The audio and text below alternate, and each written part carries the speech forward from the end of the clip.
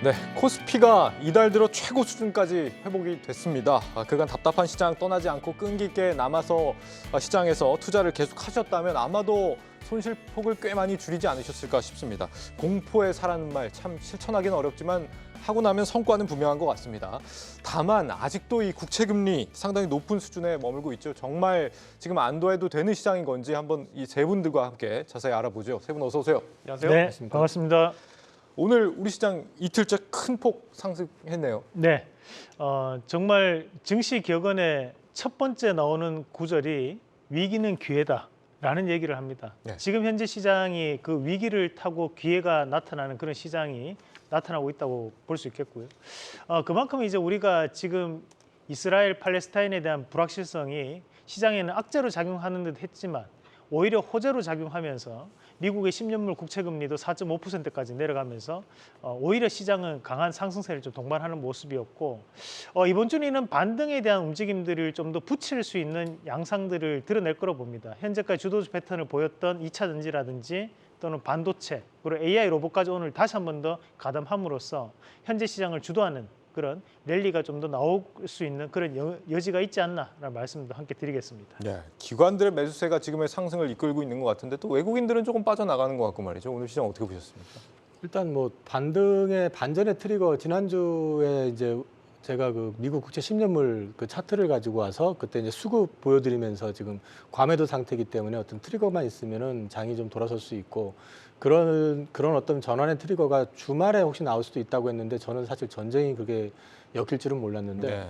그만큼 이제 금융시장이라는 게 어떻게 보면 피도 눈물도 없는 좀 냉혈한과 같은 그런 존재라는 거죠. 근데 이제 시장은 어찌됐든 그걸로 인해서 국채금리가 안정이 되면서 돌아서는 그림이 나오고 있는 상황이기 때문에 지금 구조에서 지켜보셔야 되는 건 미국 국채 10년물 기준으로 봤을 때 추가적으로 이게 다시 재차 상승할 수 있는 여지가 있느냐. 공교롭게도 보면은 지난주 후반부터였지만은 이번 주 들어와 가지고 특히나 이제 그 말들이 되게 연준 그 이사들 그 말 보면은 좀 되게 톤다운이 됐죠. 네. 금리에 대해서도 좀 완화적인 얘기들을 많이 하고 그런 분위기를 봤을 때는 지금은 이제 계속해 가지고 바닥 다지는 구간 그리고 이제 바닥에서 좀 돌아설 수 있는 그런 그림을 좀 만들려고 할 것 같습니다. 다만 이게 지금 국채금 10년물 금리가 저는 개인적으로는 뭐 금리 인상 쪽이 아니다라는 쪽으로 좀 베팅을 하고 있는 상황이긴 하지만 연말까지 봤을 때는 금리는 추가적으로 떨어질 여지는 있지만 역시 하단 역시도 좀 제한될 가능성은 있다라는 걸 좀 염두에 두셔야 될 것 같고요. 지금 10월 달을 이용을 해서 저점 매수 구간으로 이제 접근해 보는 거는 전쟁이 확전만 되지 않는다 그러면 우리가 없지 않을까 싶습니다. 예. 시청자 골드여신님 큰 상승한 거 맞느냐? 근데 내 계좌는 왜 이러냐 이러시는데 아마 골드여신님만 그러지 않고 다들 계좌가 그렇게 아직 괜찮은 상태는 아니실 거라는 생각이 들어요. 어떻게 보십니까? 네. 예. 뭐 아직 개인적으로 다 회복이 안 되신 분들도 많이 있겠지만 오랜만에 이렇게 시원한 상승세를 보인 거는 어쨌든 기분은 좋은 것 같아요. 물론 예. 그 트리거가 전쟁이라는 참 비극적인 일로 인해서 이렇게 방향이 바뀌었다는 거는 참 안타깝고 슬픈 일이긴 하지만 앞서 이제 금융시장이 참 냉정하다라는 거는 어쨌든 거기에 반응하고 있다라는 거는 지수 자체를 지금 보여주고 있지 않습니까? 예. 오늘 올라온 종가가 보니까요. 한 9월 27일, 9월 28일 그때랑 딱 일치하더라고요. 근데 10년물 국채금리도 그때랑 딱 일치하게 되더라고요. 예. 그러니까 국채금리가 되돌아가니까 지수도 그만큼 반등을 줬다라고 보는 거고 역시 지금 증시의 아주 방향을 결정하는 건 역시 채권금리라는 걸 다시 한번 보여준 게 아닌가 싶어요. 연준 인사들의 발언도 상당히 좀 누그러졌고 비둘기화적 발언들이 한 주 사이에 또 많이 바뀐 발언들이 나오는 것도 시장에 도움을 줬던 것 같고 때마침 시장 분위기가 바뀌었는데 때마침 또 어닝 시즌에 돌입을 했지 않습니까? 출발점이라고 할 수 있는 삼성전자 또 LG에너지솔루션 이런 대표주들이 참 그래도 걱정했던 것보다 좋은 실적 또 LG에너지솔루션은 참 좋은 실적을 시장에 내놓으면서 어닝 시즌 개막도 참 잘했다. 그래서 때마침 여러 가지 호재들이 잘 겹쳤고 어닝 시즌도 좋은 분위기에서 개막을 했다. 이런 것들이 전반적인 투자 심리를 잘 끌어냈던 하루가 아니었나 싶습니다. 예. 오늘 밤에 미국의 9월 CPI가 나오는데 이걸 보기도 전에 아시아 증시가 뭐 미리 반영을 했다 이런 식으로 외신들에서는 표현을 할 정도로 지금 장이 좀 좋다 보니까 시장에서는 지금 CPI가 굉장히 생각보다 둔화된다 이렇게 보는 건가 봐요, 평론가님. 그러니까 CPI가 어쨌든 근원이 중요할 텐데 네. 근원이 지금 시장이 기대하는 것만큼 계속해서 하향 안정되는 추세만 확인된다면 지수 자체는 계속 올라올 공간들은 계속 만들어내고 있지 않나라는 기대를 할 수 있는 거고요. 네. 그게 이제 앞서 PPI가 생산자 물가 지수가 이제 발표가 됐는데 네. PPI는 예상보다는 0.5% 이제 오르면서 5개월 만에 최고치를 찍었잖아요. 네. 그러니까 이게 이전 같았으면 참 나쁘게 악재로 반영할 것 같은데 지금 시장은 일단 국채 금리가 안정되고 있다는 거에 더 포커스를 두고 투자자들이 반응을 하니까 PPI가 선행 지표인데 이렇게 안 좋게 나왔음에도 불구하고 크게 시장에선 반응이 없는 거거든요. 그러니까 원래 PPI가 나오고 나서 한 시차를 좀 두고 그 소비자 물가로 또 이어지는 거 아닙니까? 그렇죠. 그러니까 지금 근데 굉장히 안 좋게 나왔단 말이에요. 안 좋게 나왔어요. 0.5%가 전월비로 올랐는데 지금 시장은 이걸 안중에 안 두고 있는 거예요. 그러면? 그렇죠. 다른 재료가 없이 PPI만 뚝 떨어졌다면 아마 시장은 크게 거기에 대해서 반응을 했었을 겁니다. 네. 그런데 지금은 일단 국채 금리가 눈에 띄게 하락하고 있는 여기에 더 포커스를 맞추고 있다라고 봐야 되고 네. 이런 분위기에서 내일 CPI가 예상대로만 부합한 정도로만 하향 안정되는 추세가 확인이 된다면 지수는 계속 올라올 공간을 만들어내고 있다. 이렇게 봐도 될 것 같습니다. 지금 한 4.1 정도 예상하는 거죠, 근원으로? 지금 그 CPI 말씀이신 예. 거죠? 헤드라인은 올라갈 것으로 보이죠. 3분기에 일단 유가가 많이 올라간 부분이 있으니까. 근데 예. 근원 CPI는 4.1% 정도 올라갈 거고 이게 8월이 4.3%였으니까 예. 계속해서 둔화되고 있다. 이런 신호를 지금 포착하는지 이게 관건이 되겠죠. 실질적인 물가는 어떻게 보세요? 지금 앞서서 우리가 생산자 물가가 예상보다 튀었다는 걸 말씀을 드렸잖아요. 네. 실질적인 물가가 지금 개선이 되고 있는 겁니까? 근원을 계속해서 본다면 네. 연준의 의도대로 금리 인상 효과가 계속해서 나타나고 있다라고 봐야 되는 거고 지금 8월부터 해서 국채 금리도 계속해서 오르면서 금융시장을 긴축시켰잖아요. 그러면 전반적인 생산 소비 투자도 거기에 따라서 반응을 했었고요. 그러니까 걱정했던 지표 고용은 좀 예외입니다. 네. 고용은 좀 예외인 거고 인플레 지표만 본다면 예. 연준의 스케줄대로 가고 있다라는 건 분명히 맞는 것 같습니다. 예. 지금 시장이 기대하는 대로 물가가 만약에 연말까지 안정화되는 기조로 간다라 그러면 11월, 12월에 뭐 추가 긴축 가능성은 낮아진다는 얘기가 되는 거고 그랬을 때 뭐 주가는 좀 상승 흐름을 탄다. 연말에 좀 랠리가 온다 이렇게 좀 기대를 해봐도 되는 건가요? 일단 반등의 어떤 그 트리거는 찾은 것 같다는 생각을 하고 있고요. 예. 근데 이제 이 상단 역시도 저는 좀 아주 급격히 올라가는 어떤 랠리라기보다는 일정 수준 상단도 좀 제한이 될 가능성이 있다고 저는 일단 보고 있습니다. 그리고 이 CPI 관련해 가지고 지금 코어 같은 경우는 그 작년 10월물, 그러니까 10월 CPI니까 11월 발표되는 거죠. 네. 그게 6.6이었었거든요. 그게 피크였었어요. 그렇기 때문에 11월 달에도 사실 큰 이변이 없는 이상에는 네. 코어 CPI는 좀 YOY로 봤을 땐 떨어질 가능성이 있다. 음. 그런 맥락에서 봤을 때 CPI가 더 이상 이제 금리 어떤 추가 인상의 트리거거나 노이즈가 될 가능성은 많아 보이지 않는다고 저는 개인적으로 보고 있고요. 상단이 제한될 거라고 이제 말씀을 드리는 거는 그 하이어포론고 정책이 바뀐 건 아니거든요. 금리 인상을 이제 중단하느냐 마느냐. 근데 지금은 워낙에 많이 빠져 있었던 데다가 과매도돼 있는 부분들이 채권을 비롯해 가지고 여러 군데서 보였었기 때문에 네. 그게 어떤 전환의 트리거를 계속 찾고 있는 상황이었었기 때문에 이게 좀 생각보다 빨리 반영되고 있는 거고 또 이제 이런 것들이 좀 자꾸 긍정적인 쪽으로 자꾸 해석을 하고 있는 거다 이렇게 보시면 어떨까 싶습니다. 네.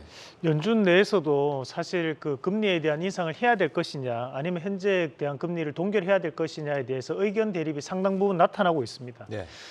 최근에 이제 유가가 조정을 나타내면서 83달러 수준까지도 내려오는 모습도 보이기도 했는데 그 이유는 감산을 하는데도 불구하고 수요가 감소했기 때문에 그에 따른 부분 자체에서 유가가 조정을 나타냈다라고 미국은 분석을 했거든요. 네. 하지만 이제 우리가 수요가 감소했다는 것을 다른 말로 바꿔서 얘기해 보면 그만큼 경기가 회복되지 않았다라는 부분으로 또 해석을 할 수 있습니다. 그 말인즉슨 미국이 무턱대고 물가를 잡는다고 해서 금리만 계속 올린다면 경기에 대한 회복 시그널이 더욱더 늦어질 수밖에 없다라는 부분으로 시장은 해석을 하고 있기 때문에 연준 안에서도 상당한 의견적인 부분에 대한 상호 충돌이 좀 이루어지고 있는 과정이 아닌가라고 봐야 될 것 같고 그런 의미에서 이제 미국의 CPI 같은 경우에는 만약에 이 CPI가 그렇게 튀는 움직임만을 나타내지 않고 우리가 예상치 정도에 대한 수준만을 나타낸다면 결국 11월 달에 이루어질 수 있는 금리에 대한 결정에는 큰 영향을 미치지는 않을 것이다라는 것이 현재 시장의 분위기가 아닌가라고 봐야 될 것 같습니다. 우리 시청자분들이 항상 궁금해하시는 게 그래서 지금 연말에 산타 랠리가 오는 거야? 지금 뭐 요 며칠 네. 장이 좋기 때문에 그런 기대를 하시잖아요. 네네. 네. 근데 과거보다는 지금 현재는 과거에는 이제 능동적인 시장 참여자분들이 상당히 적었죠. 그만큼 이제 수동적으로 뭐 증권사 분들과 함께 매매를 한다든지 아니면 뭐 TV를 보면 매매를 한다든지 이런 부분들이 많았다면 최근에 이제 능동적인 시장 참여자가 늘면서 양도소득세에 대한 문제가 또 발생할 수 있습니다. 그 말인즉슨 12월 달에 우리가 랠리를 기대하는 것보다는 12월 달 전에 11월 달까지에 대한 기대감이 더욱더 크게 작용할 수 있는 시장이 나타나지 않을까라고 저는 보는 입장이고 결국에는 이제 골든타임이라고 봤을 때 10월 달, 11월 달 이 두 군데가 지금 현재 낙폭과들에 의한 반등이 나올 것이냐 안 나올 것이냐에 대한 부분에 저는 포커스를 맞춰야 된다고 보거든요. 네. 나옵니까 안 나옵니까? 반등은 나옵니다. 반등은 나오지만 저도 앞서서 우리 이사님 말씀하셨던 것처럼 반등 수준 자체는 우리가 만족할 만하게 뭔가 정말 물방고기반에 대한 부분으로 무작정 올라간다. 그런 시장은 나타나기 조금 힘들다고 보고 대신에 제한적 움직임 안에서 주도주에 대한 순환매 요건을 좀 더 눈여겨봐야 되는 시점이 아닌가라는 말씀을 드리고 싶습니다. 예. 그래도 뭐 반등이 나온다고 하니까 희망적인 말씀 주신 건데 유가는 어떻습니까? 우리 또 평론가님이 네. 또 이스라엘하고 관련된 곳에 계시잖아요. 요즘화에 네, 네. 계시니까. 네. 요즘 어떻습니까? 뭐 유가는 사실 하향 안정되다가 이제 이렇게 이스라엘 침공이 벌어지면서 단기적으로 또 불안감에 또 오르기도 했는데 네. 결과적으로 보면 지금 다시 하향 안정되는 추세로 가고 있잖아요. 그러니까 계속해서 컨트롤해 나가려는 의지가 중요한 것 같은데 네. 최근에 나온 오펙 플러스에서도 앞으로 유가 안정을 위해서 노력하겠다라는 의지를 공식적으로 표명을 했고요. 또 하나 오늘 사우디 빈살만 왕세자랑 이란 대통령이랑 정상과 통화를 했거든요. 네. 이게 되게 오랜만에 통화한 거예요. 그러니까 사우디도 뭐 최대 산유국이기도 하지만 이슬람을 나누는 시아파와 수니파의 양 수장들이 아니겠습니까? 이 수장들이 통화를 했다는 건 이스라엘 전쟁으로 발발된 유가 변수에 대해서 잘 컨트롤하겠다는 의지를 보여줬다. 이런 부분에 있어서 유가가 안정되는 부분도 있거든요. 저는 이런 관점에서 봤었을 때는 이전과 어떤 시각은 똑같습니다. 유가가 큰 인플레를 자극할 만한 변수는 되지 못할 거다라고 보는 게 지금 시각에서는 맞는 시각이라고 봅니다. 지금 이스라엘 내부에서도 확정 가능성이나 이런 걸 좀 낮게 보나요? 뭐 보니까 뭐 지상군 투입 얘기도 있고 막 네네. 그러던데. 이스라엘 이번에 침공은 기존에 원래도 이제 가자 지구를 비롯해서 뭐 시리아 국경이라든지 이런 데서도 계속 단기적인 어떤 교전이라든지 침공들은 있어 왔어요. 네. 있어 왔는데 이번에 좀 두드러지게 된 거는 민간 희생자 피해가 많았다라는 점. 그리고 로켓 발수나 미사일 발수 이런 것들이 좀 규모가 좀 컸다라는 점. 그래서 지금 이스라엘 네타냐후 총리가 전면전을 선포를 했고 지상군 투입을 그러니까 지상군 투입 가능성을 높게 시사를 했지 않습니까? 아직 네. 투입된 건 아닙니다. 근데 이 지상군이 투입되냐 마느냐에 따라 사실 전쟁의 기간이 달라진다라고 봐야 되죠. 보통 1, 2주 안에 마무리될 거라는 이런 시나리오에서 지상군이 투입된다면 몇 달 정도는 갈 수 있는 여지가 있다라고 보고 그럼 당분간 중동을 둘러싼 어떤 전쟁 위협은 계속해서 고조될 거라고 보는 거고 다만 최악의 시나리오 우리가 이게 5차 중동 전쟁으로 확전될까? 소위 미국과 이란의 대리전을 이스라엘과 팔레스타인이 치르게 될까? 네. 이런 식으로까지 최악으로 갈 건 아니라고 보는 거죠. 왜냐하면 이란도 여기에 대해서 공식적으로 개입하지 않았다라는 공식 성명을 발표했고 네. 미국의 토니 블링컨 국무장관도 여기에 대해서 이란이 개입했다는 증거를 찾지 못했다라고 공식 성명으로 내놨잖아요. 예. 이 얘기는 더 확전될 가능성이 현재로서는 굉장히 낮다라고 보는 거고 결국에는 그 두 나라 간의 어떤 교전 상태에서 어떤 식으로 마무리될 건지 엑시트 전략을 찾는 정도의 수준으로 마무리될 가능성이 높지 않을까라고 볼 수 있는 거죠. 사실 이 전쟁이라는 게 우리가 참 입에 담기도 가슴이 아픈 일이고 너무나 이거 참, 비극이죠. 네. 빨리 끝나는 게 맞는 거긴 한데 뭐 어떻게 보면은 이 전쟁이 남으로 인해서 전쟁은 아니죠 분쟁이죠. 분쟁이 남으로 인해서 연준의 이 국채 금리죠. 미국의 국채 금리가 갑자기 급격하게 좀 떨어진 부분도 있지 않느냐. 우리가 뭐 그동안에는 긴축의 속도를 네. 좀 조절할 것이라는 기대감 때문에 국채 금리가 좀 떨어졌다고도 볼 수 있지만 어떻게 보면은 이런 위험 회피의 어떤 자산들 이런 네. 것들이 국채를 매입하는 데 들어온 것도 있는 거 아닌가요? 사실 이제 지금 현재 미국에서 취하고 있는 입장은 본인들은 여기에 참여하지는 않겠다는 의견을 분명히 전달을 하고 있습니다. 네. 그러니까 확전되는 것은 우리가 억제시키겠다는 얘기를 하고 있다는 거죠. 그러면서 여기에 따른 부분 자체에서 이스라엘과 팔레스타인에 대한 불확실성이 커지는 것은 미연에 방지하겠다는 얘기를 하고 있고, 이스라엘도 마찬가지로 곧장 전면전 할 것처럼 얘기했지만 아직도 준비 중이라는 얘기를 하고 있는 상황입니다. 네. 그 말인즉슨 다른 한편으로 본다면 그러면 이런 행위적인 부분 자체가 이루어짐으로써 상당히 안타까운 일인데, 그런 행위가 이루어짐으로써 금융계에서 결과론적으로 본다면 뭐가 바뀌었느냐, 저는 거기에 포커스 좀 맞출 필요가 있다고 보거든요. 네. 그러면 결과론적으로 바뀌었던 부분은 우리는 불확실성이 커졌다고 위험하다고 생각을 했지만 결국 장기 국채 금리는 오히려 낮아져 버렸습니다. 네. 그만큼 안전자산에 대한 선호도가 높아져 버렸고 5%를 넘어갈 것이라고 대부분이 예상을 했지만 오히려 금리는 4.5%가 내려와 버렸어요. 미국채 10년물. 네, 맞습니다. 네. 그 10년 금리 내려오는 모습들을 보였는데, 그러면서 지금 현재 다시 또 나타냐후 같은 경우에도 상당한 지지율에 대한 회복도 이루어내면서 본인이 취하려고 했던 부분에 대해서 좀 더 강건하게 좀 취할 수 있는 포지션을 잡게 돼 버렸습니다. 자, 그러면 여기에 대한 부분에서도 우리가 뭐랄까 이제 미국 내에서도 이제 헤지 펀드사에서는 상당한 의문론들을 또 제기하고 있는 것도 네. 사실입니다. 결과적으로 누가 이득을 받느냐? 네, 맞습니다. 네. 그러면 지금 이런 불확실성이 확대가 됨으로써 결국 남는 것은 미국 경제가 다시 한번 살아날 수 있는 원동력을 저기에 대한 불확실성으로 인해서 나타나게 됐던 것이 아니냐라는 거죠. 사실 우리가 냉정히 봤을 때도 이 10년물 장기 국채 금리를 5% 이상 넘어가는 것을 제어할 수 있는 방법이 미국 내에서는 없을 것이라고 대부분 다 예상을 했었거든요. 네. 근데 상당히 돌발적인 부분 자체가 지금 발생을 하면서 이것이 잡혀버렸어요. 사실 말도 안 되는 거죠. 우리가 이것을 이렇게까지 커질 줄 누가 알았겠습니까? 네. 그죠? 특히 이제 이스라엘 같은 경우에는 우리처럼 이제 정보기관이 한 군데가 존재하는 것이 아닙니다. 우리나라 이제 국정원이 있겠지만 이스라엘 같은 경우에는 지금 보면 뭐 지금 모사드라든지 또는 샤바크 그리고 아만 이 세 군데의 국가 정보 기관을 존재를 하고 있고 네. 실질적으로 세계 최대의 정보력을 가지고 있다고 얘기를 하는데 지금 이제 여기에 대한 침공을 대비하지 못했다. 그 자체에 대한 부분에서도 상당히 아이러니하다는 미국의 헤지 펀드사에 상당히 많죠, 사실.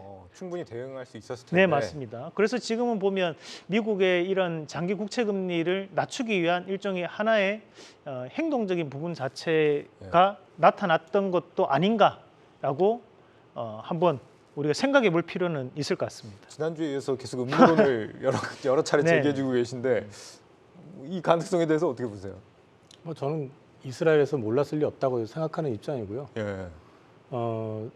일단 지금 저는 그 원인을 이렇게 찾아보면은 그 하마스에서도 뭐 1년 이상 준비했다고 하지만 그 사실 이번에 지금 현재 수상인 네타냐후 총리 같은 경우는 지금 문제가 좀 많았었잖아요. 그러니까 네. 비리 문제라든지 해가지고 사법부 이제 또 파괴 문제도 있었고 뭐 헌법 개정 문제도 있었고 이런 것들 때문에 이제 비판을 많이 받고 이제 시위도 좀 확산되고 그런 분위기였었기 때문에 사실 그 연정 내에 있는 그 시오니스트 장관이 그 예루살렘에 있는 그 이슬람 성전에 가가지고 좀 그들을 자극하는 발언들을 되게 많이 했었고 네. 어떻게 보면은 또 오늘 기사로도 나왔었지만 이집트에서는 그 발발 3일 전에 큰 거 하나 온다고 조심하라고 시그널을 줬다고 기사가 났거든요.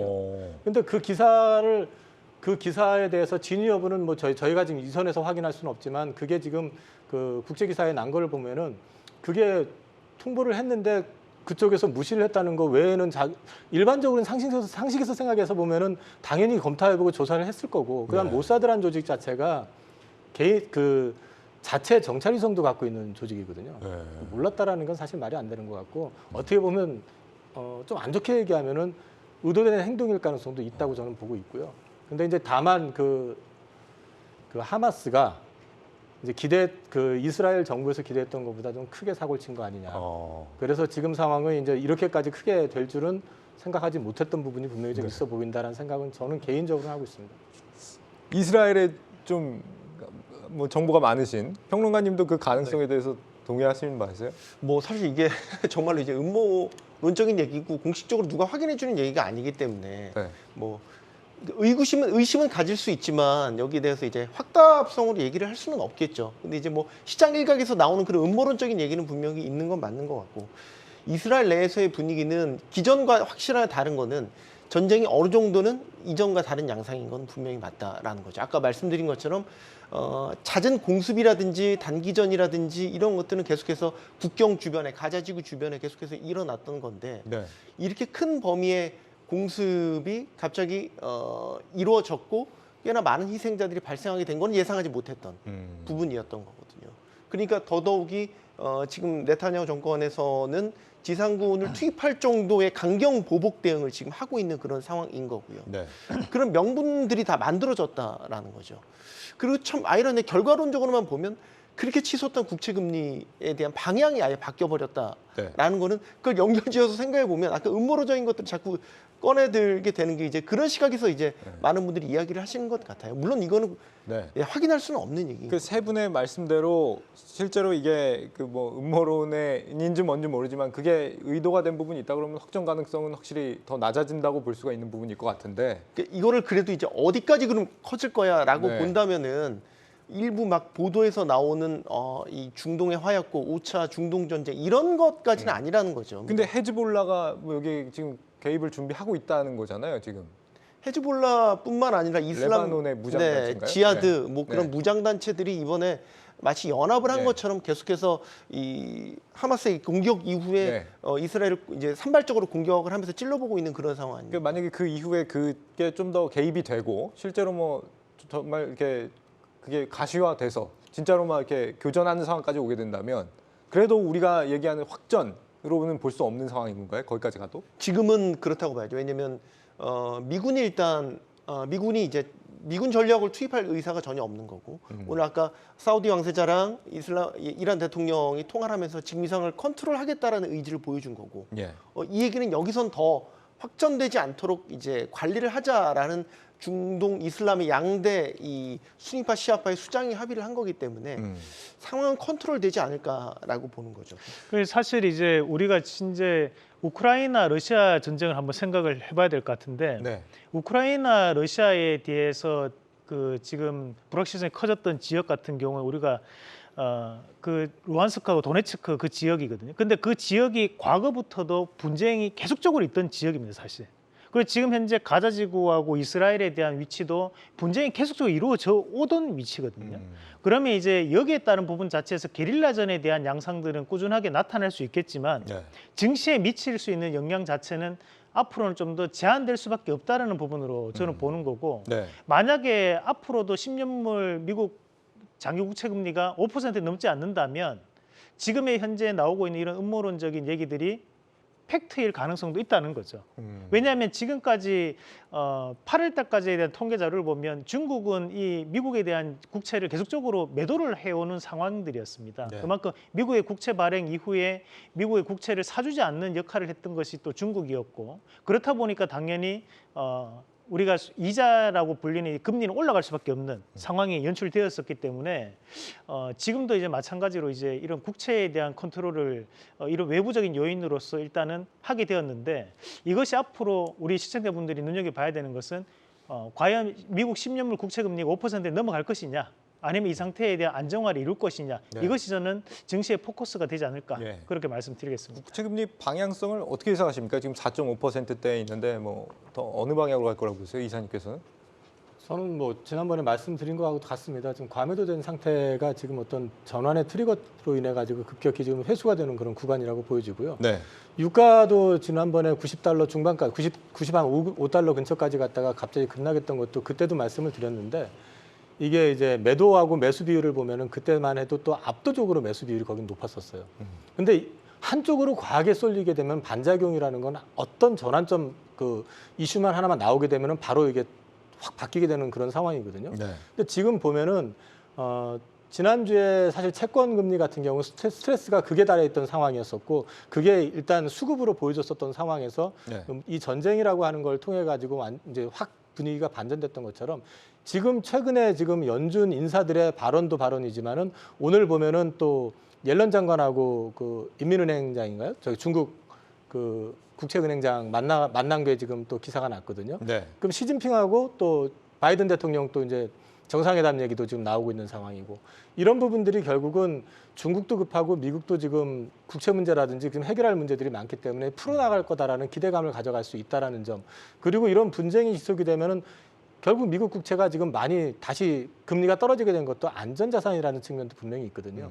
일정 부분은 계속 하향 안정될 가능성이 더 높다라고 저는 보고 있습니다. 우리 시청자분들 미국 물가만 잡히면 국채금리 하락하는 게 맞는 것 같다 이렇게 보시는 시각도 있는 반면에 사실 미국 정부 부채가 너무 많아서 지금 뭐 1년에 조 단위로 지금 이자를 낸다 그러잖아요. 네. 이게 몇 년 안에 더 커지고 이러면은 진짜 한계치에 온다. 이런 거에 대한 불안감 때문에 국채 금리가 지금 좀 높아진 수준에 있는 것 같다는 생각도 드는데. 당연하죠. 그거는 이제 지금 뭐 장기물이 특히 오르는 아주 구조적인 원인으로 그 부채를 지목을 하는 건데. 예. 그래서 이제 아까 저기 말씀하신 제니 옐런 재무장관이랑 중국 인민은행장이랑 이제 만난다는 것 자체가 이제 어떤 시나리오를 그려볼 수 있냐.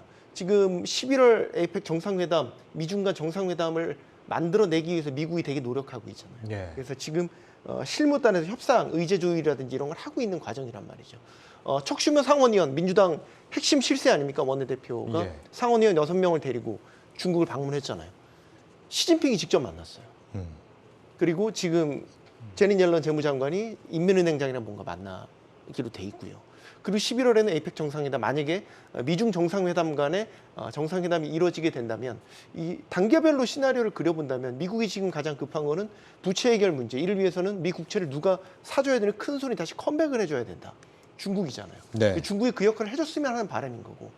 중국은 이제 뭐 반도체라든지 여러 수출 규제 부분에 있어서 허들을 낮춰주길 바라는 거고 그 중간쯤에서 이제 미중이 어떤 식의 합의를 끌어낼지 그러니까 이전에 계속 잘 되는 것 같다가 또 망가졌다가 이 업앤다운이 계속 있었는데 지금 11월을 목표로 지금 그 단계들이 다시 또 밟아가고 있단 말이죠. 예. 저는 이제 척슈머 상원의원이 의미가 있는 게 대중국의 강경 기조를 갖는 대표적인 인물 아닙니까? 그리고 지금 반도체 칩법이라든지 이런 것들 중국을 겨냥한 규제 법안을 입법을 주도했던 사람이에요. 그 사람이 중국을 방문했다라는 거, 시진핑이 직접 만나줬다라는 거, 겉으로 보면 굉장히 환대를 해줬죠. 이런 것들은 사실 굉장히 좋은 시그널이라고 보고 미 국채 문제, 어쨌든 저희 증시가 지금 국채 금리에 따라서 왔다 갔다 하니까 예. 연말에 국채 금리가 어디를 갈 거냐라고 이제 방향성을 보는 거에 주안점을 두고 있잖아요. 지금 흐름은 다시 또 바뀌어서 지금 4.5 여전히 하고 있는데 4.5 아래로 떨어질 가능성으로 다시 방향성을 바꾼 것 아닌가. 예. 이런 전망을 가능하게 한 거죠. 근데 이것도 참 무의미한 게 사실 저희 추석 연휴 전에 4.85% 얘기했었는데 지금 네. 몇 주 사이에 계속 방향성이 바뀌고 있잖아요. 그렇죠. 그래서 사실 시청자 여러분들에게도 이런 전망치를 제시한다는 것도 일견 죄송스러운 면도 있어요. 저희도 참 혼란스럽고 자괴감이 들 때도 아니 연준 있고요. 위원들이 이런 말을 할 줄 우리가 알았습니까? 근데 이제 연준의 스탠스도 추석 연휴 전후를 해서 약간 뭔가 바뀌었잖아요. 네. 그리고 이제 연준 의사록이 지금 밤사이 공개가 됐잖아요. 네. 그걸 보면은 금리 인상에 대한 표를 드는 사람이 많기는 했지만 추가 금리 인상보다는 고금리 장기화가 실물 경제에 얼마나 영향을 미칠 것인지 우려를 하는 목소리들이 그 의사록에 나와 있잖아요. 네. 그럼 저는 이게 연준의 스탠스가 조금 바뀌었다라고 보는 거는 연준도 연준 내에서 의견이 갈리고 있다는 것 하나, 그리고 연준도 최근 10년물, 30년물에서 장기 금리가 오르고 있다는 거에 대해서 부담을 느끼기 시작했다.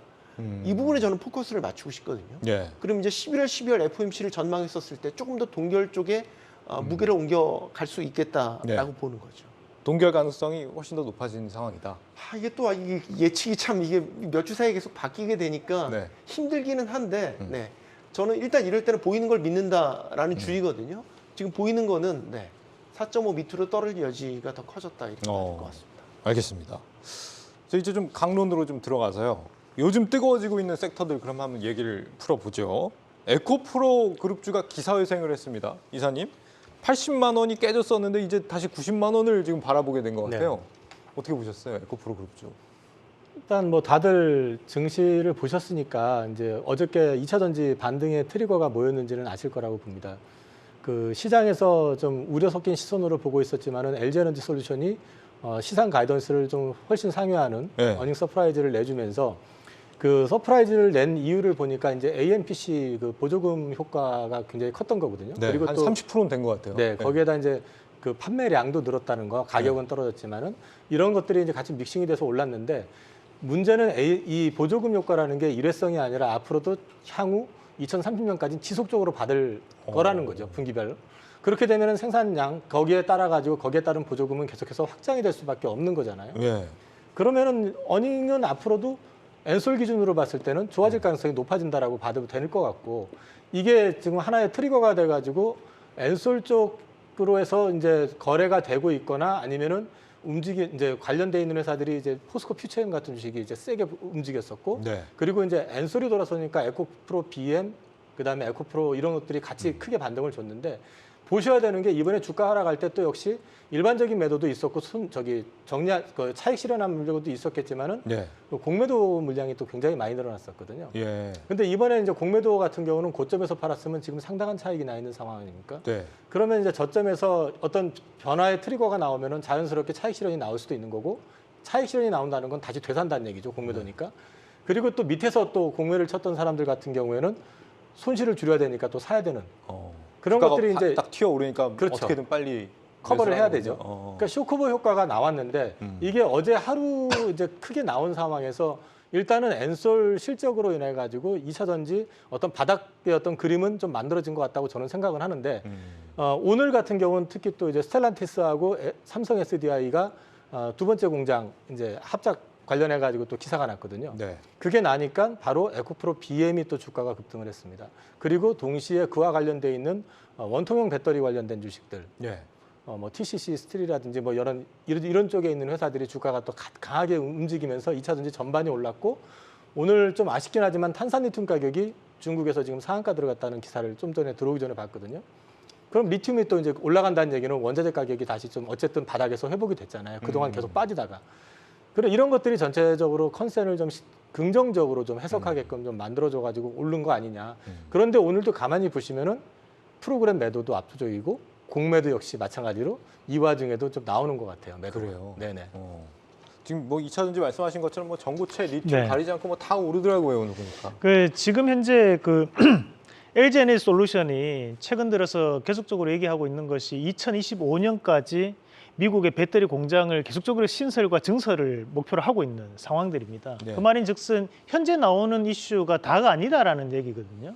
그러면 지금까지 우리가 2차 전지를 바라보면서 한 가지 의구심으로 집중됐던 것이 과연 주가가 고평가된 것은 아닌가라는 의구심을 대부분 다 가지고 있었던 거고, 그만큼의 실적은 안 따라오지 않을까라는 의구심이 있었던 상황이었는데, 그것을 바로 LG에너지솔루션이 실적으로서 그에 따른 카드를 당당하게 꺼내 들었다는 거죠. 그렇다 보니까 삼원과 배터리에 대한 부분 자체에서 전 세계적인 점유율 자체가 높은 기업들이 에코프로 BM, 그리고 LG화, 포스코 퓨처엠 이런 기업들, 그리고 NNF 이런 기업들인데, 지금 현재도 마찬가지로 LG화학 같은 경우에도 최근에 49만 원대까지 떨어졌습니다. 네. 그런데 다시 한 번 더 바닥에서 50만 원 이상 반등이 나오는 것도 바로 이 양극재에 대한 부분으로 반등이 나온다고 봐야 될 겁니다.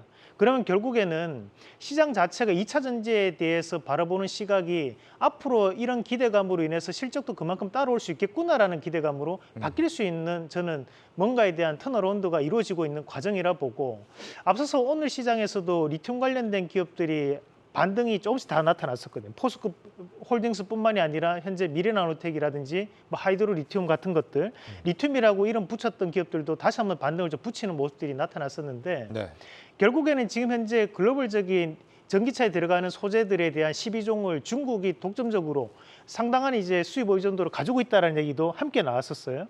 그렇던 얘기는 다시 한 번 더 이런 2차 전지 관련된 부분 자체에서 수급적인 부분의 방향을 조금 붙이고 있다라는 부분으로 또 볼 수 있는 거고, 결국에는 이제 코스닥이라든지 코스피 같은 경우에는 반도체와 2차 전지가 살아나줘야지만 지수가 올라갈 수밖에 없습니다.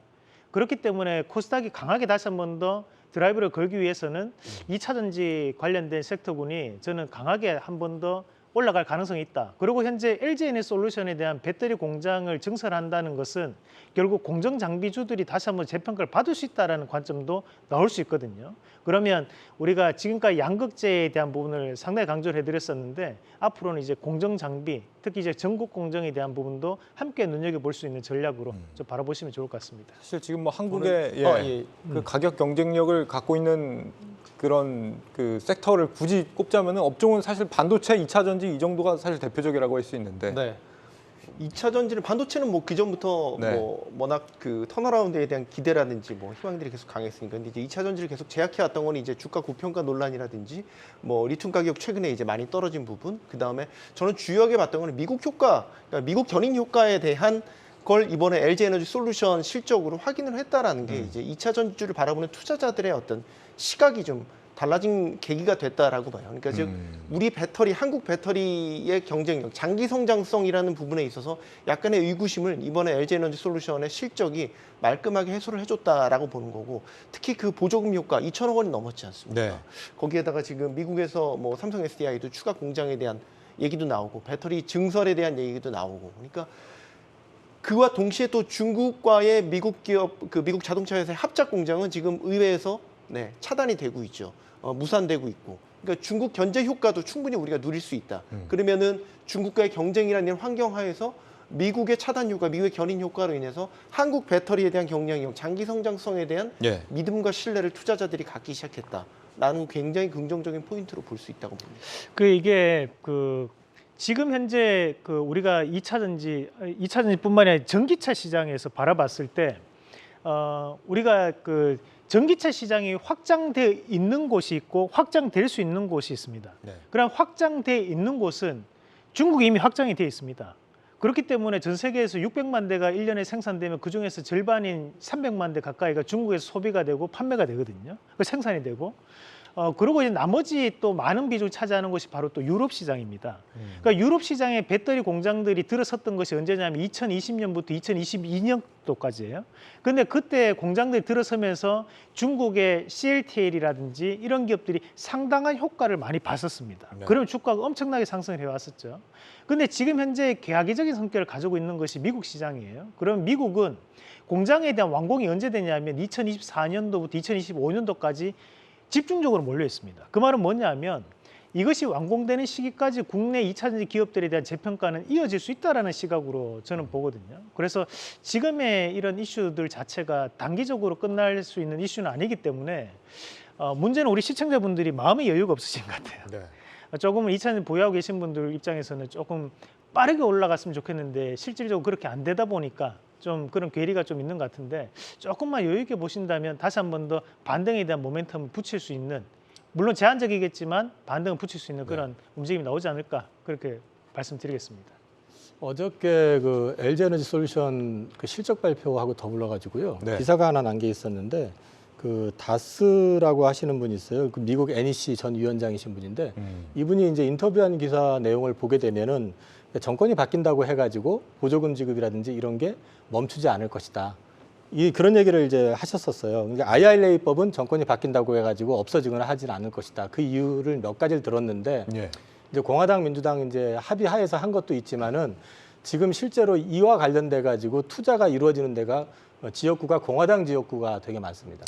그렇기 때문에 이제 트럼프가 자기가 당선이 되면은 대통령이 되면은 이거 다 없애버릴 거야라고 얘기를 한다는 것 자체는 그 사람 스타일인 거고 네. 원래 좀 어그로 끌고 또 이제 즉흥적으로 발언하는 사람인 거고 이제 그 표를 생각하면서 이제 그렇게 얘기한 거지 거지 이게 정책에 대한 리스크, 바이든 대통령이 인기가 좀 떨어진다 이러니까 이게 계속 되겠어라는 우려감도 사실은 또 시장에 좀 있었던 거 예. 있었는데 어저께 보조금 효과를 갖다 엔솔이 확실히 확인을 시켜줬고 그리고 이런 기사들이 나오게 되니까 이제 이 부분에 대해서는 좀 다소나마 시장이 좀 평정심을 좀 찾아가는 그런 그림이 좀 나올 수 있는 거 아니냐. 그리고 엔솔 실적이 저는 의미가 있다고 보는 게 보조금 효과가 실제 영업이익에서 그 매출에 의한 건 아니잖아라고 이제 폄훼할 수도 있지만은 문제는 지속성이거든요.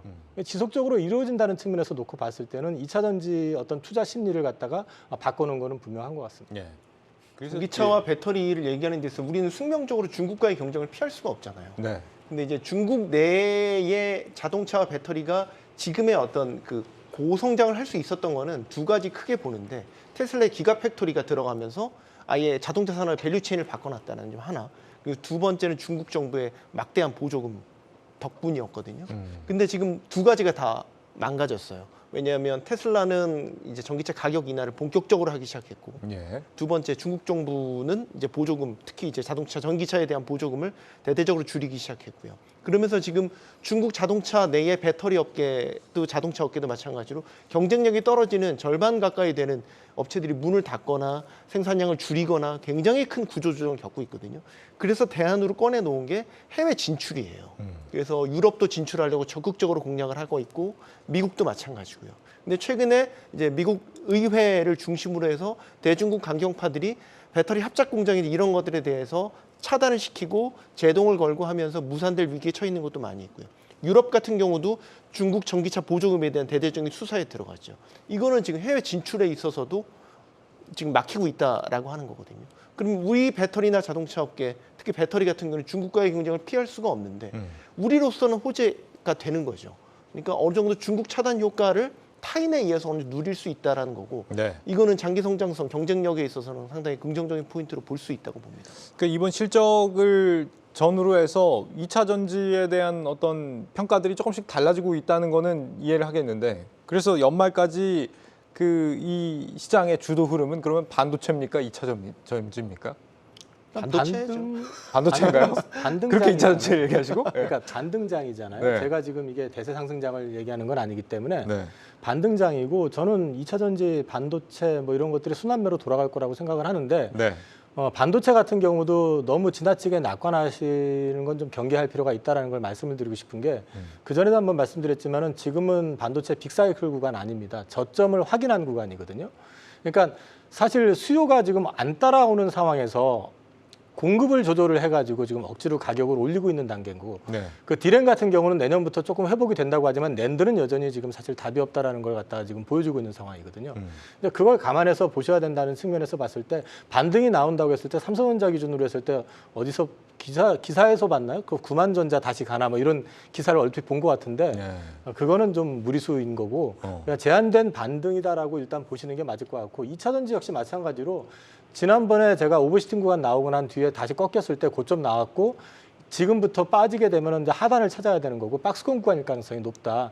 그러면 고점이 나올 때 그 고점이 아니라 제가 판단하기에는 숏 스퀴즈 터지기 그 직전 가격대가 고점일 가능성이 높다고 보거든요.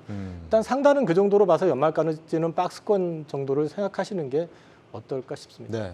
어떻게 생각하세요, 대표님? 지금 일단은 우리가 2차 전지냐 뭐 지금 반도체냐 이것은 이제 엄마가 좋냐 아빠가 좋냐 애는 그 상황 따라 다르거든요. 좀 더 좋은 사람이 있을 수는 있죠, 그래도. 근데 이제 우리가 뭐 그렇게 이제 선택을 안 하는 거고 네. 왜냐하면 우리는 주식 투자자인 거지 뭐 우리가 이 분야를 가지고 계속적으로 장기 투자를 할 마음은 저는 없어요. 그럼 저는 지금 현재 상황에서 한 가지 구분을 해야 되는 것은 2차 전지는 파이가 커지고 있는 상황이라고 봐야 되는 거고 반도체 같은 경우에는 50점 맞다가 갑자기 60점 맞은 거거든요. 그러면 진보상을 주는 겁니다. 우리가 이제는 바닥은 확인했구나. 앞으로는 이제 좋아질 수 있을 거야. 앞으로 좀 더 열심히 해봐라고 얘기하는 거고 네. 2차 전지는 너는 이제 세계 최고가 한번 돼봐. 지금부터 금메달 딸 수 있도록 열심히 한번 해보라는 거죠. 그러면 여기에 대한 차이는 우리가 다르게 봐야 된다는 거예요. 그러면 반도체 같은 경우에 지금 단기적인 흐름 자체에서에 대한 트레이딩으로 우리가 충분히 접근할 수 있는 부분이지만 2차 전지를 보고 우리가 단기 투자하라, 단타 쳐라 이렇게 얘기하지는 않잖아요. 네. 좀 더 길게 본다면 여러분들이 인생 종목이 될 수 있을 거고 좀 더 2배 이상 갈 수 있을 거고 자산이 달라질 수 있습니다. 그 기대감을 가지고 2차 전지 저는 투자한다고 봐요. 그러면 그 관점에 대한 차이를 좀 더 생각을 하고 투자하시는 게 어떨까라는 말씀을 좀 드리고 싶고 그렇습니다. 그래서 저는 지금 시장에서 뭐 중장기로 본다면 2차 전지 반드시 하나는 들고 가시면 좋을 것 같고요. 그렇다고 해서 반도체는 안 들어가느냐 그게 아니고 반도체는 내가 지금 당장 지금 시장에서 수익을 내려면 반도체 한 종목은 반드시 들고 계셔야 됩니다. 저는 특히 전공정 장비 관련해서는 꼭 한 가지는 가져가신 전략으로 말씀드리고 싶습니다. 왜 전공정이죠? 지금 현재 우리가 미국 내에서 가장 주가적인 모습에서 좋은 모습을 보이는 기업이 엔비디아입니다. 네. 결국에는 지금 엔비디아에 대한 원인은 뭐냐면 결국 AI와 로봇이 증가하고 있기 때문에 AI 반도체가 필요하다는 거고 AI 반도체가 필요하기 때문에 반도체 전공정 장비들에 대한 납품이 앞으로 늘어날 것이라는 기대감이 국내 증시에 영향을 미치고 있다고 봐야 되거든요. 네. 그러면 당연히 우리나라에서 팹리스 기업은 전 세계적인 기술적인 부분을 봤을 때 상당히 낮은 수준이에요. 그렇다면 대신에 전공정 장비 업체들 같은 경우는 국산화율이 높게는 90%, 낮게는 80%가 올라왔던 공정들이 대단히 많습니다. 특히 우리 포토 공정은 뭐 ASML이라든지 뭐 일본의 독기사들이 대부분 다 독과점을 하고 있는 상황이지만 중간에 뭐 세정 공정, 식각 공정, 방막 증착 뭐 이런 공정들, 평판화 공정들은 국내 기업들에 대한 자금률이 대단히 높은 공정들이에요. 그 최근에 신고가를 가고 있는 종목군들도 그런 전공정 장비 업체들이기 때문에 저는 그런 전공정 장비 업체들에 대한 재평가가 앞으로도 이루어질 가능성이 있다. 네. 신고가에 한번 바라보자는 말씀도 함께 드리겠습니다. 알겠습니다. 한 5분 정도 남은 것 같은데 유럽 종양학회가 이제 다음 주에 시작이 되잖아요. 이걸 앞서서 그런지 지금 제약바이오도 조금씩 주목을 받는 종목들이 있는 것 같고 이사님 보실 때는 지금 뭐 좀 눈여겨봐야 되는 종목들이 있습니까?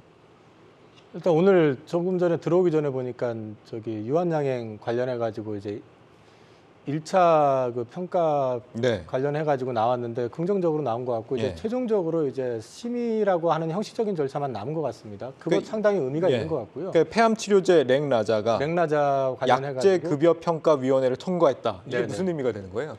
사실상 이제 1차 평가 그러니까 1차 치료제로서 네. 그 제품에 대한 어떤 가치는 충분히 인정을 받은 거거든요. 그러면 이제 이 다음은 사실상 절차가 있기는 하지만은 그게 뭐 아주 굉장히 난해한 절차라기보다는 좀 형식적인 절차일 가능성이 높고 네. 이게 승인을 받게 된다고는 국내 시장 자체를 갖다가 거의 독식할 수도 있는 그렇게 되면은 유한양행이 이게 신약의 효과라는 게 어떤 거냐면 일반 제조업체가 물건을 팔면은 뭐 10% 남아도 대단한 거지만은 예. 이 경우에는 제품 그 팔기 시작 판매가 본격화된다고 그러면은 마진율이 상상 이상일 가능성이 높습니다. 40~50% 이상 나올 가능성이 있거든요. 예. 그러면 기업의 이익 규모 자체가 달라질 수가 있고 이게 여기서 그치는 게 아니라 이제 에스모에서 지금 그 마리포사 임상 그러니까 비교 임상이죠. 네. 그 아스트라제네카 제품하고 이제 비교 임상하는 거 지금 레이저 티닙하고 그다음에 그 얀센 물질하고 지금 병용 투여한 거 그 결과 일단 유의성은 지금 확인이 된 상태에서 네. 지금 최종적으로 데이터가 이제 공개가 되는데 거기서도 정말 눈에 보이는 큰 숫자가 나오면 이건 글로벌 제품이 될 가능성이 높다라는 거죠. 그렇게 본다 그러면 만약에 세론이 나온다면 정말 땡큐해야 될 상황일 가능성도 높고요. 그 다음에 이제 우리나라 기업체로서는 정말 제약사 중에서 글로벌 어떤 신약 시장에 한 획을 그을 수 있는 사건이 될 수도 있습니다. 그래서 뭐 유한양행은 앞으로도 계속해서 지켜보셔야 된다는 생각 그대로 하고 있고 네. 그거 외에도 에스모에서 지금 이제 임상 발표하는 회사들이 보면은 우리나라의 이제 큰 회사들 또는 바이오팜 중에서 꽤 인지도가 있는 회사들이 나오거든요. 뭐 한미약품도 거기도 폐암 치료제 물질 이상 관련된 거 나오는 게 있고 네. ABL 바이오 같은 경우도 ABL 111이라고 하는 제품 이제 임상 일상 결과 거기서 발표하는 게 있고 그거 외에 이제 한올제약도 계속해가지고 하반기 내년 들어가게 되면 이제 또 중국 관련해가지고 판매 승인 절차 이제 밟고 있는 거 결과 나올 게 있고 이런 것들이 하나씩 나오기 시작하면은 하반기에는 하여튼 제약바이오 쪽에서 괜찮은 회사를 사셔가지고 그 이벤트 매매가 아니라 좀 길게 보실 생각으로 한번 가져가 보셔도 괜찮은 타이밍이라고 저는 계속 말씀드리고 있습니다. 예. 알테오젠 오늘 좀 크게 떨어진 것 같던데 뭐 무슨 일이 있었나요? 알테오젠은? 알테오젠은 뭐 텔레그램에서 약간 노이즈가 있었어요. 그러니까 알테오젠 SC 제형이라고 그래가지고 이제 정맥 주사를 피하 주사제로 바꾸는 그 제형 관련한 부분이 이제 그 회사에서 또는 시장에서 기대하는 거하고는 좀 다르다. 그러니까 예를 들어서 투약 시간도 실제로 그 항암제 맞는 거하고 비교해봤을 때 크게 차이가 안 난다. 이런 이제 기사가 그 글을 올린 거를 시장에서 좀 반응을 좀 안 좋게 한 것 같고요. 예. 근데 이제 실제로 내용을 보면은 이 SC 제형이라는 게 투약 시간 단축도 분명히 있어요. 이게 투약 시간 단축도 있는데 또 한 가지 보여야 되는 건 편의성입니다. 예. 항암제를 맞으려고 그러면 병원까지 가서 대기하고 의사 진찰 받고 투약을 해야 되잖아요. 예. 그럼 거의 왔다 갔다 하는 시간도 있는 거고 이런 부분들을 갖다가 자체적으로 엉덩이로 맞으면 되는 거거든요. 이거는. 근데 실제로 그런 게 있고 다잘렉스라고 하는 제품 자체가 이 SC 제형으로 바꾸고 나가지고 시장이 거의 SC 제형으로 다 넘어왔어요. 그렇기 때문에 이거를 갖다가 단순히 무슨 그 투약하는 그 시간만 가지고 얘기하는 것도 아니고 또 한 가지는 특허 만료가 임박한 이제 블록버스터 제품 같은 경우는 이게 특허를 갖다가 연장할 수 있는 신약으로서 특허를 갖다가 다시 유지할 수 있는 하나의 근거가 될 수가 있거든요. 그래서 이 SC 제형에 대한 부분들은 앞으로도 계속해가지고 유효한 아이템으로 남을 가능성이 높다라고 말씀을 드리고 싶습니다. 네. 30초 정도 남았는데 평론가님 혹시 뭐 에스모 앞두고 해주실 말씀 있으십니까? 네, 뭐 저는 이제 뭐 연말 뭐 장세 이제 어쨌든 지금 방향성이 바뀌고 분위기가 바뀌는 가운데서도 좀 조심해야 될 거는 분명히 분위기는 바뀌었고 반등 모멘텀은 우리가 기대를 해볼 수 있지만 네. 증시 전반적으로 그 자금이 많이 말라 있다라는 거는 저희가 꼭 염두를 해둬야 될 것 같아요. 그러니까 이 얘기는 뭐 단기성 테마란지 이런 것들에 쉽사리 뭐 투자를 했다가는 그것처럼 뭐 이렇게 순환매적으로 막 테마주가 떴다가 사라지고 이제 이런 거에 기대를 단기 트레이딩을 했다가는 큰 코 다칠 수 있다. 전반적으로 자금이 말라 있다라는 점을 말씀을 드립니다. 네. 오늘은 여기까지 듣도록 하죠. 저희는 다음 주에 다시 찾아오겠습니다. 여러분 고맙습니다.